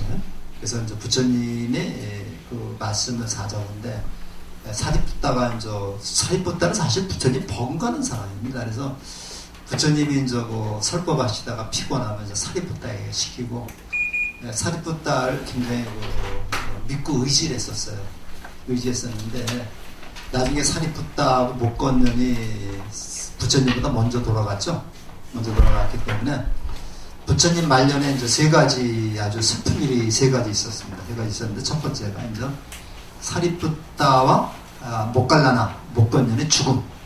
이 죽음이 부처님한테 굉장히 아마 상실감을 많이 줬던 것 같습니다. 두 번째는 믿고 믿었던 데바다타의 반영. 그 다음에는 조국 까필라와트의 멸망. 이렇게 세 가지가 이제 부처님의 그 말년에 온 세 가지. 논에도 보면요. 논에도 보면 공자님이 가장 그 의지했던 제자가 안현이라는 제자입니다. 안현 또는 아내라고 그러고 안자라고 그래요. 안현, 안자 다 똑같은 한 사람. 이 사람이 30몇 살에 죽었어요. 죽으니까 그 아내의 아버지도 공자님의 제자고 아내도 공자님의 제자인데 아내가 죽었다는 소식을 듣고서 공자님이 통곡을 합니다. 그래서 하늘이 나를 버렸구나. 하늘을 가는 하늘이 나를 버렸구나 하고 통곡을 하는 내용이 논어에 남아 있습니다. 그래서 그만큼 그 수제자가 죽으니까 그 충격이 엄청 컸던 모양이죠. 그래서 그 사리푸타 얘기인데 그때 이제 우안거라는 게 있습니다. 우안거가 있어가지고 그 인도에는 비 오는 때만 안거를 합니다. 안거를 하고서 이제 안거가 끝났을 때 교재 잠깐 좀 보세요.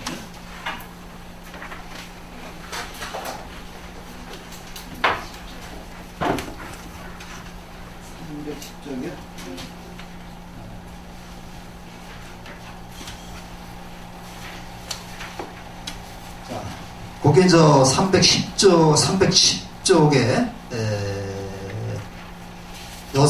다섯째 줄을 보세요. 다섯째는 그 안거가 끝났습니다. 그때 이제 비구들이여 제가 여러분께 청합니다. 지난 3개월 동안에 함께 지나며 저와 저의 말과 행동 가운데 여법하지 못하고 집단받을 만한 점이 있었다면 말씀해 주십시오. 그런 행동을 보았거나 들었거나 의심한 적이 있는 분은 말씀해 주십시오. 그런 일이 있었다면 저를 가엾이 여겨 부디 지적해 주십시오. 바람을 타고 강당으로 스며드는 벌레의 울음소리도 청적을 깨지 못했다. 비구들이여 제가 여러분께 청합니다. 지난 3개월 동안에 제가 여법하지 못하고 집단을 받을 만한 행동을 하는 것을 보거나 듣거나 의심한 적이 있는 분은 말씀해 주십시오. 그분은 바로 부처님이셨다. 달빛 같은 부드러운 목소리로 3번이나 물으셨다. 이제 안거가 끝나고 나서 이제 부처님이 솔선수범해가지고 앞으로 딱 나와가지고 내가 같이 3개월 동안 지내는 동안에 내가 여러분들에게 피해를 줄 만한 일이 있었다면 지적해 주십시오. 내 잘못을 지적해달라는 얘기죠. 이걸 자자라고 그래요. 자자라고 얘기해요. 우리가 살다 보면요. 공동생활하다 보면은 나는 모르는데 다른 사람이 나 때문에 불편함을 느낄 때가 있는 거죠. 이걸 지적해달라. 이게 이제 그 참회 중에서 이제 그 자자입니다. 포살이라는 거는 이제 뭐냐면요. 포살이라는 거는 초하루고 보름에 한 번씩 그 사람이 앞에 나가가지고 내가 이러이러한 잘못을 범했습니다. 용서해 주십시오. 이게 포살입니다. 근데 자자라는 거는 내가 느끼지 못했던 잘못을 지적해달라는 얘기입니다. 다르죠. 그래서 우리가 참회 중에는 포살과 자자가 있는데 이게 이제 참회인데 요거는 내가 잘못한 것을 인정하고 용서를 구하는 겁니다. 요거는 내가 모르는 잘못이 있을 때 요거를 지적해달라는 게 자자입니다. 바로 그래서 우리 그 나라에서도 이제 하안거하고 동안거가 끝나면은 이렇게 자자를 합니다.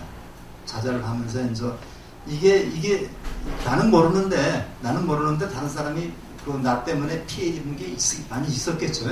그거에 대한 얘기인데 이때 이제 부처님이 자자를 참여하고 그 다음에 이제 아마 순서상 때 사리푸타였겠죠. 사리푸타가 가서 이제 이렇게 얘기를 합니다. 얘기를 하면서 이제 사리푸타는 정법을 하러 이제 떠나갔습니다. 그래서 요건 여기가 이제 그 얘기가 좀 나오는 거고요. 자, 그 다음에 그러니까 이렇게 얘기하는 겁니다. 그래서 이렇게, 그러니까 세존이 당신의 말씀과 행동 가운데 졌던 제자들은 보지도 듣지도 못했습니다. 이렇게 이제 해서 통과가 되는 거죠. 통과가 돼서 사리푸타도 그렇게 하고서 이제 통과가 됐어요. 통과가 돼서 이제 떠났는데 한 비구가 자, 이제 가장 먼저 사리푸타가 자리를 들고 떠났다. 이렇게 떠났는데 사리푸타가 떠나고 나서 바로 한 비구가 목청을 높였다. 불만스럽게 얘기하는 겁니다. 사리푸타는 교만하고 자신이 무슨 제일 제자라고 사람들을 업신여기고 사사건건 간섭합니다. 내 어깨를 치고 나가면서도 사과한 말이 없었습니다.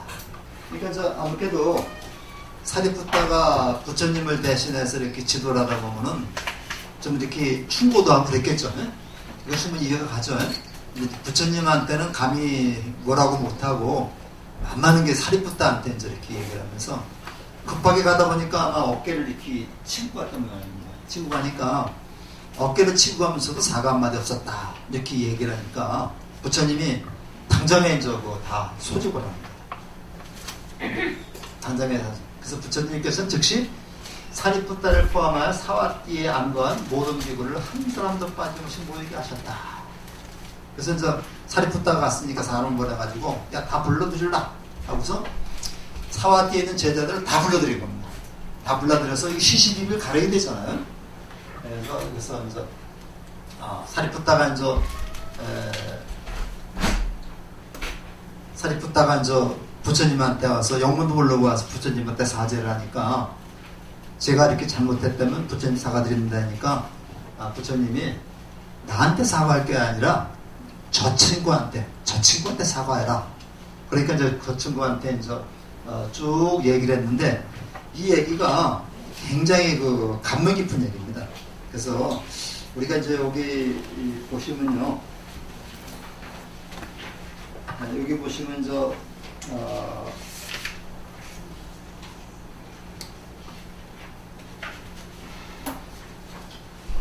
311쪽부터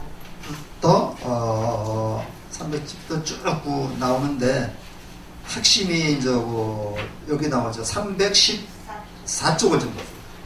314쪽을 보면은 세존이시여, 314쪽입니다. 세존이시여, 땅에는 깨끗한 것도 버리고 깨끗이 못한 것도 버립니다. 그렇죠? 똥, 오줌, 침, 가래, 피, 고름도 버립니다. 그런 것을 버려도 땅은 싫어하거나 부끄러워하거나 혐오하지 않습니다. 굉장히 감명 깊은 말입니다. 세존이시여, 걸레는 깨끗한 물건도 닦고 깨끗하지 못한 물건도 닦습니다. 똥, 오줌, 가래, 침, 피, 고름도 닦습니다. 그런 것을 닦더라도 걸레는 싫어하거나 부끄러워하거나 혐오하지 않습니다. 우리 걸레 스님이라고 하는 분이 계시죠?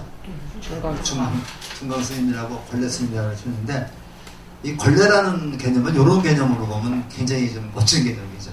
근데 이제 우리가 걸레라고 하는 개념을 보통 그냥 쓰레기 정도로 다 보게 되면 지만 우리가 같은 그 개념이라도요, 말이라도 하는 문맥에 따라서 전혀 다른 뜻으로 쓰일 수가 있어요. 그래서 남의 말을 인용한다는 게 굉장히 중요한 건데, 남의 말을 잘못 인용해서 인용하면 엉뚱한 말이 되거든요. 그래서 신문이나 이철지성에서 꼭 필요한 문맥을 제대로 보고서 이해를 해야 되는데, 그냥 어느 한 구절만 딱 따다가 인용하면 가지고 엉뚱한 말이 되는 거예요. 그래서 항상 우리가 조심을 해야 되는데, 요즘에는 스마트폰도 녹음을 하다 보면 패드밖에 못 하는데, 그 부분만 딱 부각을 시키는 겁니다. 아주 못된 버릇이죠, 이거는요. 세존이시여, 두 손이 달린 빗자는 전달하는데, 전달라를 우리가 찬달라라고 해요. 예, 찬달라라고 해가지고, 찬달라라고 그러는데,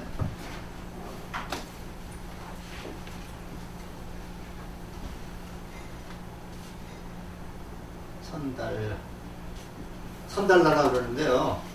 요거는 우리가 무굴렉이냐면 불가촉 천미. 불가촉 천미를 우리가 참단란이라고 해요.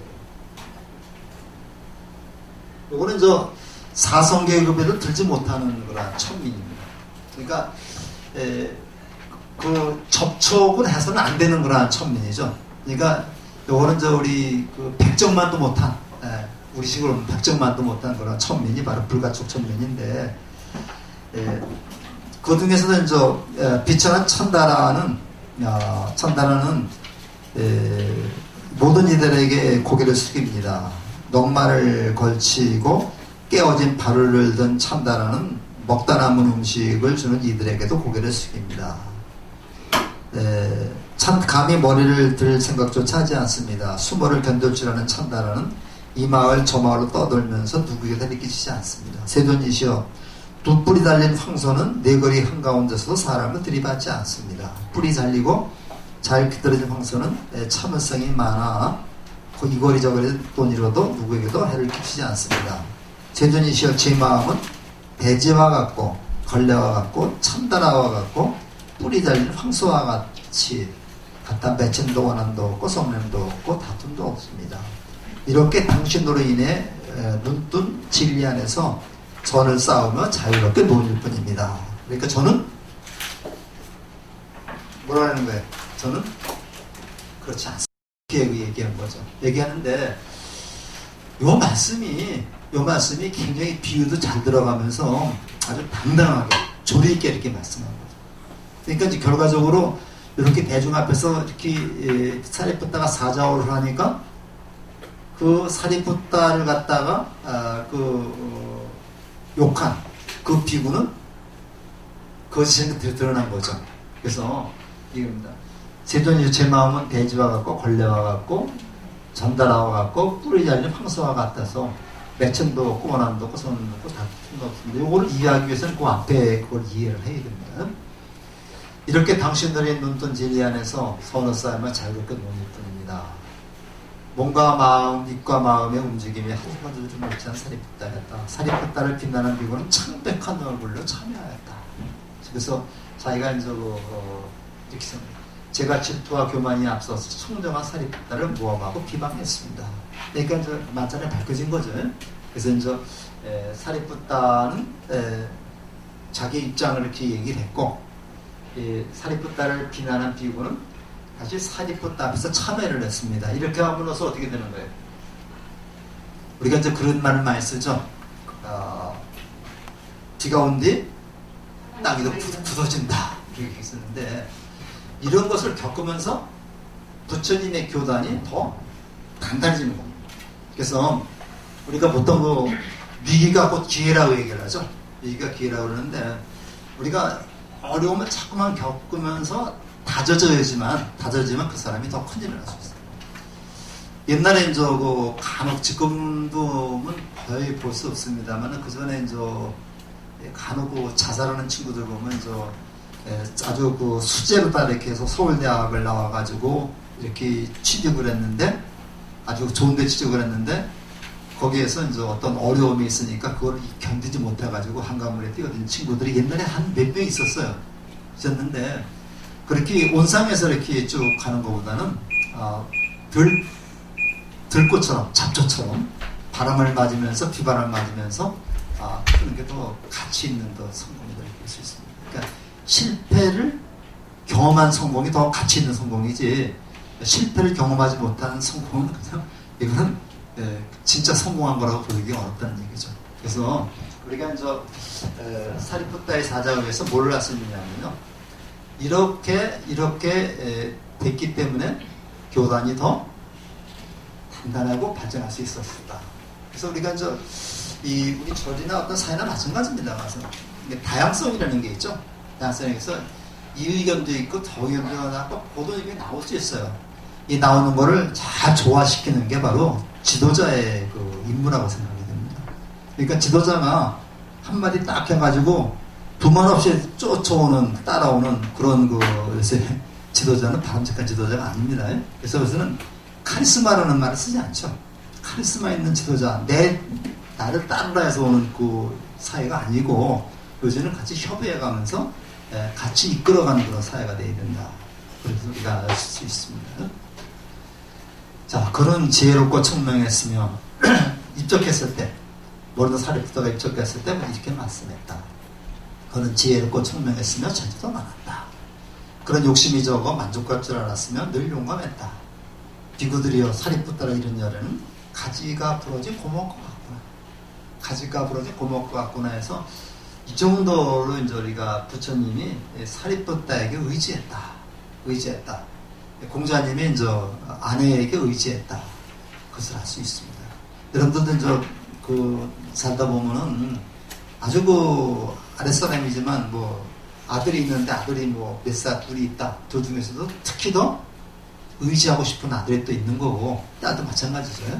그래서 우리가 이런 걸 생각을 해가면서 이제 그 부처님의 교단이 이제 점점 더 다져져 가서 세계 종교로 발전할 수 있는 계기를 마련하게 됐다고 할 수 있습니다. 그 다음에 이제 사와티 14번째 항구에 이제 법구경 이게 나오는데, 뭐 그냥 요거는 법구경에 이제 그 앞에 그 숫자가 있어요. 아시겠습니까? 410, 411개의 이제 그 인연 이야기 나오는데,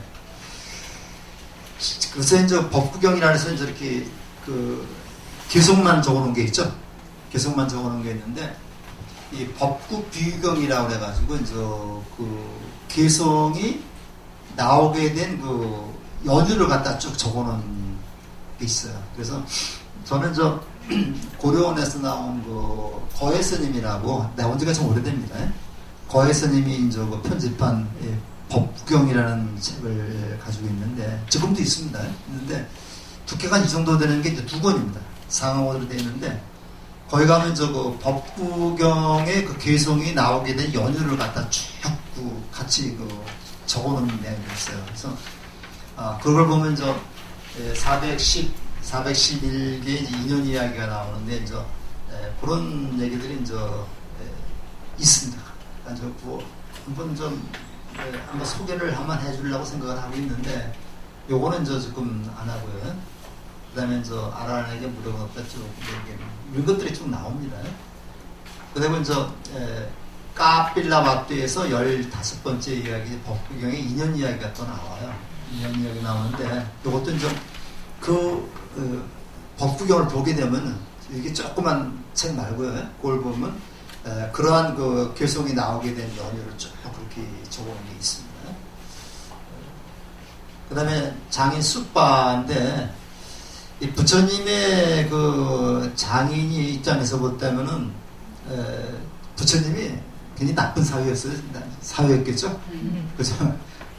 그 딸을 버리고, 그때는 또 부처님의 그 대화다tta가 이제 야소다의 오빠라고 하는 그런 그 설정에서 나오는 겁니다.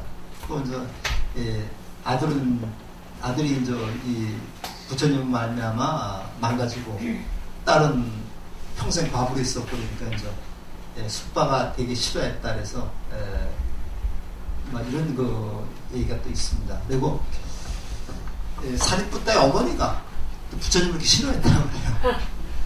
사리푸타의 아들이 다 출가했거든요. 아까 저 쭌다 얘기 나옵니다만은, 사리푸타가 이제 그 사리푸타 형제들이 다 출가를 했으니까 사리푸타 어머니 입장에서는 아들을 뺏어간 그 나쁜 사람이잖아요. 그래서 뭐 싫어했다 그랬는데, 나중에 아마 또 사리푸타의 그 말씀을 듣고 나중에 다 뉘우치게 됩니다. 그래서 그리고 우리나라도 보면 그런 그 형제들이 다 출가한 분들이 굉장히 많아요. 그러니까 이제 그 성조 스님의 맞상자가 이제 천재 스님이라고 이제 이분이 맞상자거든요. 원택 스님은 맞상자는 아니고요. 천재 스님이 맞상자고, 요 동생 중에 이제 본각 스님이라고 있어요. 본각 스님이 지금 비구니 회장이죠. 몰라요? 비구니 회장인데 저는 잘 알아요. 그래서 이게 인천에서 이 본각 스님은 여기 수봉원 가다 보면 그 부용함인데. 제가 거기 원래 원찰이 거기였습니다. 근데 거기 이제 그 육년스님이라고 이제 그때 이제 계셨는데, 육년스님이 이제 돌아가시고 육년스님의 두 번째 상자가 본각스님입니다. 본각스님이고 이제 그 첫 번째 상자는 지금 저 거기 주지스님으로 계시고, 이 본각스님인데 이분이 이제 그 일본 유학 가가지고 박사학위 받아서 승가대 교수 하시다가, 그 다음에 이제 정년퇴직하고 이번에 이제 비구니 회장으로 당선이 되었어요. 굉장히 그 대단한 분입니다, 그분. 그래서 화엄경 중에서도 십지경, 십지품을 그 많이 그 전공하신 분인데, 저는 몇 번 뵀어요. 뵙고, 지금은 저 거기 선덕스님이라고 이제 거기 또 이제 계시는데, 선덕스님하고 잘 알죠, 우리가. 근데 이제, 이 형제들이 다 출가했어요. 본성이 이제 속성이 진신이다. 그 진천재 스님이라고 해요. 근데 다 출가했는데 그 중에서도 이 천재 스님하고 본각 스님이 다 두드러지죠. 그러니까 이렇게 집안에 한 분이 추가하면 쫙 추가하는 경우가 많이 있습니다. 아마 사리푸타가 그랬던 모양이에요. 그래서 아마 아들을 뺏어갔다 그래서 이제 사리푸타 어머니는 부처님을 그렇게 좋아하지 않았다. 이런 것이 이제 경전에 나오고 있습니다. 그래서 이제 숫바 나오고, 근데 이 부처님과 아라한에게 원한을 품는 자들의 권은 과거는 매우 크다. 그래서 그 구업 중에서 스님을 비판하는 그런 것이 굉장히 구업이 크다 그러는데, 좀 답답하다 보니까 이제 도반들 그 만나면은 전력이 많이 나오죠. 전력이 많이 나오는데, 우리도 마찬가지입니다. 그래서 이렇게 이제 초창기부터 이렇게, 저도 거의 초창기부터 있었으니까요. 초창기부터 이제 이렇게 있었던 분들 몇 사람 만나면, 몇 사람 안 돼요. 손을 꼽을 정도입니다. 만나면서 그 이제 우리 스님, 그 회주 스님 젊었을 때 얘기도 하고 나오고 그러는데, 그러다 보니까 좋은 얘기도 많이 나오는데, 좋은 얘기 더 많이 나오는데 가끔 가다가 좀 아쉬움을 토로하는 그런 얘기가 나오죠. 그래서 이제 이게 구업 짓는 건데, 저는 그렇게 생각하지 않아요. 욕하는 게 아니고, 개인적으로 비방하는 게 아니고, 우리가 이런 점이 좀 아쉽다. 이런 점 우리가 좀 극복해 나갔으면 좋겠다. 이거는 뭐 괜찮은 거라고 봅니다. 무조건 가서 스님 앞에서 스님 잘하신다고 칭찬만 할 게 아니라, 좀 개인적으로 해서 좀 아쉬운 점도 말씀을 드리고, 그러는 건 좋다고 생각을 합니다. 그래서 이게 다양성은 다양성이거든요. 그러니까 우리가 여기 있는 사람들이 전부 다 다양성으로 자기 주관을 지켜가면서 하나 화합할 때 그 사회가 발전하는 겁니다.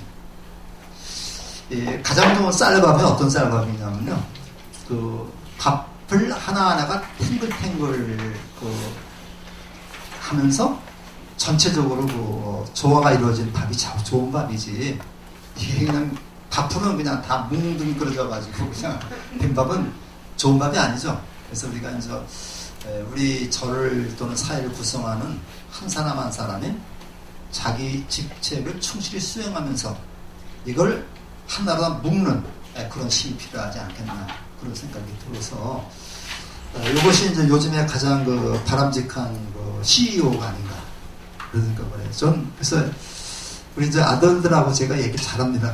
근데 이제 작은 놈은, 이번에 군산 갔다 온 놈은 그냥 나하고 이렇게 얘기가 별로 없어요. 근데 우리 큰 아들은 서울 지금 사는데 얘기를 잘하는데 걔가 지금 44살인데, 그러면 걔가 사회 직장에 나가면서 요즘에 가장 직장에서 선호하는 직원들은 스카이가 아니다.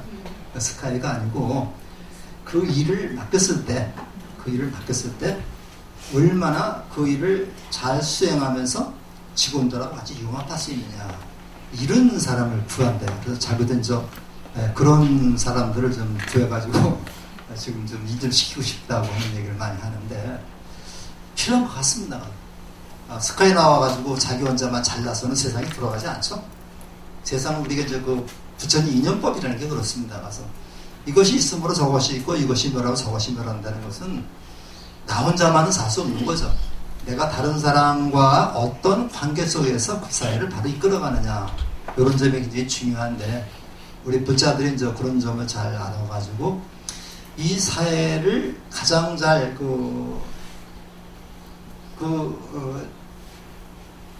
인정하면서, 그러니까 자주성, 특성이죠.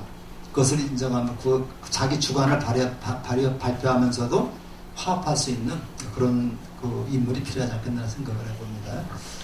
그 다음에 좀 보시면요. 알라비시에서 16번째 한 건데, 이거 수다니 빠따에 나오는 겁니다. 요거를 좀, 유인물 좀 보세요. 유인물 보시면은, 먼저, 제가, 수다니 빠따에서 이제 직접 요거를 쓴 건데, 요게 이제 알라바까라고 되어 있죠. 그러니까 알라비시나 알라바까나 같은 말입니다. 그래서 요건 제가 인용한 그 대본에서, 그것이 이제 알라바까 숫다라고 되어 있기 때문에 이제 이렇게 했는데, 우리가 초기 불교에서 가장 많이 있는 게 이제 법구경하고 수다니 빠따죠. 그래서 수다니 빠따는 경들을 모아놓은 그 책입니다. 그래서 경집이라고 해요. 보니까 이제 경집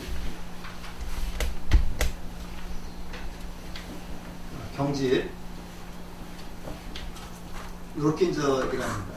경들을 모아놓은, 짤막한 경들을 모아놓은 그런 책이 이제 수다니 빠따고, 그 다음에 이제 법구경은 짤막한 개성이죠.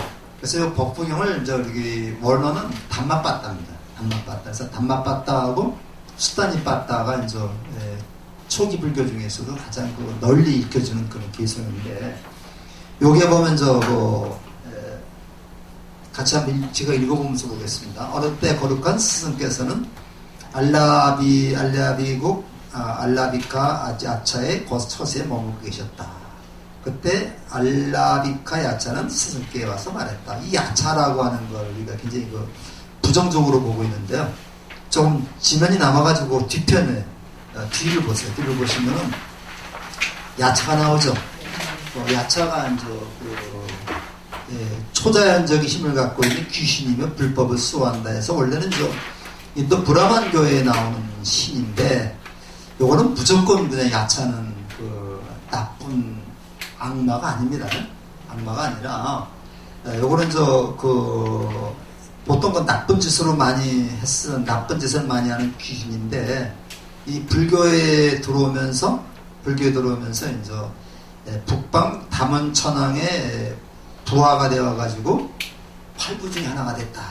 불법을 지키는 8부 중에 하나가 됐다. 그래서 그 중간쯤 보시면 야차 역시 다른 8부 중처럼 특정한 고유명사는 아니고, 거기에 간달바도 나오고 많이 나오죠. 담원천왕 건설의 귀신은 청칭다는 말이다. 불법 수호를 목적으로 하고 있으나 자보를 지키는 성격도 강하다. 그래서 거기 마지막을 보면요. 야차는 초자연적인 힘을 지니고 있어 두려워할 귀신적 성격을 가졌는데, 공양을 잘하는 사람에게는 제보나 아이를 갖게 하는 힘을 가지고 있다. 그래서 우리가 돈 벌고 싶거나 아이를 가지려고 하는 사람은 야차를 갖다가 잘 피우면 된다고 그래요. 그래서 이 야차라고 하는 그 개념이나 불교에서 이제 마왕이라는 개념이 기독교에서 말하는 사탄이라는 개념하고는 다른 겁니다. 달라서 그쪽에 사탄이라고 하는 기독교의 개념은 악마이기 때문에 없애버려야 되지만은, 그 다음에 불교에서 말하는 악마나 마왕이나 이렇게 야차 같은 것은 내 깨달음을 조금은 방해하지만 궁극적으로는 내 깨달음을 도와주는 역행보살로서 우리가 이해를 해야 됩니다. 그래서 조금만 더 보세요. 다시 앞에 줍니다. 사문이여 나가주시오. 좋다 친구야 하고 스승은 나가셨다. 또 야차는 말했다. 사문이여 들어오시오. 좋다 친구야 하고 스승은 들어가셨다. 또다시 알라비카 야차는 말했다. 사문이 나가주시오. 좋다 친구야 하고 스승은 다시 나가셨다. 또 야차는 말했다.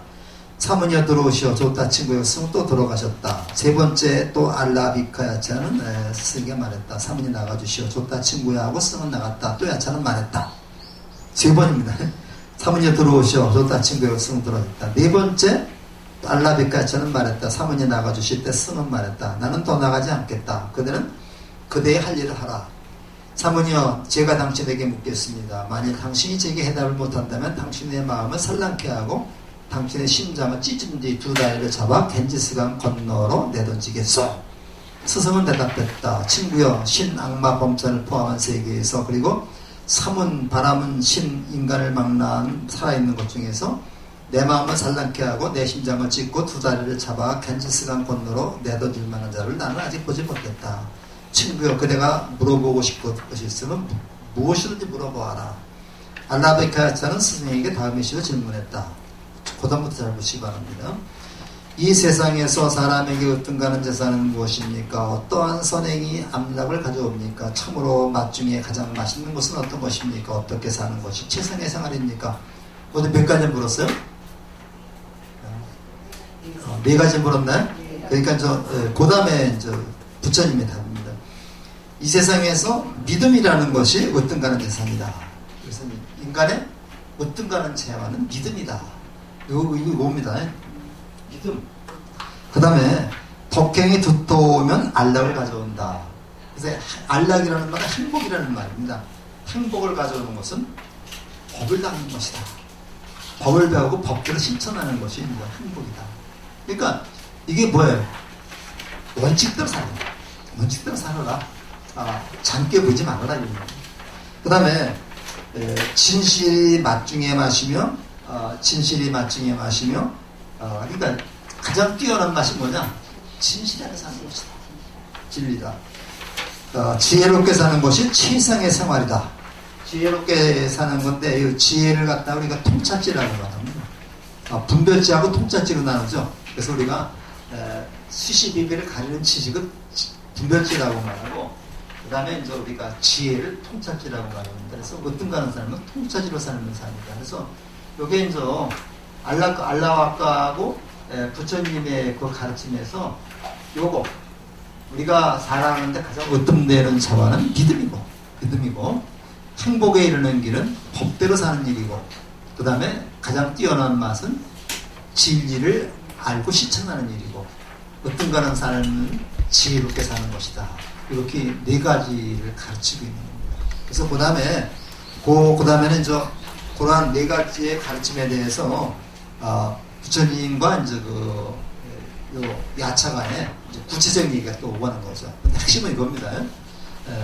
인간의 으뜸가는 자와는 믿음이고 행복에 이르는 것은 법을 닦는 것이고 가장 뛰어난 맛은 진리를 사는 것이고 그 다음에 으뜸가는 사람은 지혜롭게 사는 것이다. 그래서 우리가 믿음, 그 다음에 그 원칙대로 사는 것, 이 법이라는 건 원칙대로 사는 겁니다. 그 다음에 이제 진리, 통찰지 이런 것을 우리가 좀 염두에 두시면서 이런 삶이 바로 우리가 바라는 바람직한 삶이 아니냐. 근데 세상은요, 우리를 이렇게 살게 만들지 못하고 있죠. 만들지 못하고 있어서 항상 우리가 편법을 쓰게끔 만듭니다. 편법을 쓰게끔 만드는데 편법을 쓰되 그 편법이 목적이 돼서는 안 되는 거죠. 목적이 되지 않고 그런 수단이 돼서 올바른 쪽에 올바른 길로 가면 되는데 그러지 못하고 이제 편법에서 편법으로 끝나게 되면 이제 문제가 많습니다. 그래서 우리가 살면서 항상 이제 그런 것을 해요. 나는 열심히 사는데 우리 자식은 서울에 있는 대학도 못 가고 그래서 나는 고통을 당하고 그러는데 이것은 바로 내가 전생에 지은 업을 내가 소멸하느냐고 업장을 소멸하느냐고 이렇게 어려움을 당하고 있는 것이다. 이것이 역행보살이 돼가지고 내가 한 단계 더 상승할 수 있는 기회를 마련해준다 이렇게 생각을 하면 좋죠. 전생이 있는지 없는지 몰라요. 그 다음에 또 죽어보지 않았기 때문에 그것도 모르지만 앞으로 미래가 있는지 없는지도 모릅니다. 다만 우리는 현재를 충실히 살면서 바로 그렇게 믿고 살면 현재가 더 좀 보람되지 않을까 하는 생각을 한번 해보겠습니다. 그 다음에 여기 쭉 나오는데 우리가 요게 지금 하드입니다. 지혜를 어떻게 하면 가질 수 있는가, 돈을 어떻게 하면 벌 수 있는가, 유명해지는 법, 친구 사귀는 법, 다음 생에 슬픔을 없애는 법, 이런 것들을 우리가 좀 염두에 둬가면서 오늘을 좀 행복하게 살면 좋지 않을까 그런 생각을 한번 해봅니다. 그래서 오늘은 이렇게 해서 마무리를 하고요. 저기가 있어요. 올해 졸업하시는 분들이 있는데 여기 포교원에서 또 인정을 해야 됩니다. 인정을 해야 되는데 올해 졸업하시는 분들도 있고 한 학기 더 하시는 분도 있는데 같이 꼭 통과해야 될 때가 있는데 종단 필수 교육이라는 게 있습니다. 종단 필수 교육이라는 게 있어가지고 요거를 그전에는 특히 인천 시내 그 불교대학들이 같이 모여가지고 불교회관에 가서 우리가 직접 강사가 포교에서 나와가지고 강의를 했어요. 그래서 출석한 사람은 또 우리가 명단을 올려가지고 그래야지만 졸업번호가 나옵니다. 그래야지 포교사도 응시할 수가 있어요. 근데 작년부터 바뀌어가지고 요거를 자체 교육으로 바뀌었습니다. 그래서 지금 날짜를 보니까 다음 주가 좀 좋을 것 같아요. 그래서 다음 주에 2시간 수업을 하고 오후에 1시간만 해가지고 사실은 4시간인가 해야 되거든요. 그래서 좀 압축해가지고 교재가 이렇게 두꺼운 게 나왔는데 제가 보고서 좀 요약을 해서 1시간에 좀 압축해서 이렇게 좀 해가지고 여기 참석하는 사람 또 강의했는 내용 전부 다 사진으로 찍어야 됩니다. 찍어서 같이 보내야지 인정을 해서 그래가지고 그때는 졸업하시는 모든 분들이 다 오셔야 됩니다. 33기 30일인가요? 예. 그럼 33기도 이번에 받으면 내년에 안 받잖아요. 그래서 다음 주 16일 날인가요? 14일 날. 14일 날은 한번 여기서 오전 수업 끝나고 일요일 한다고? 아니 화요일 날 15일이네. 16일이네. 16일. 오늘이 7일이니까 14일 날이죠? 화요일인데 하는 주일이라고 그래서 그날은 오후에 점심 드시고 오후에 1시부터 1시간만 하겠습니다. 1시간만 해서 주로 내용이 조계종 종단에 관한 얘기고요. 조계종에서 추진하는 사업 이런 거기 때문에 크게 신경을 쓰지 않고 다 알고 있는 얘기니까요. 그렇게 해서 좀 하도록 하겠습니다. 다음 주에는 오후에 1시간만 더 하겠습니다. 그럼 저는 여기서 마치겠습니다.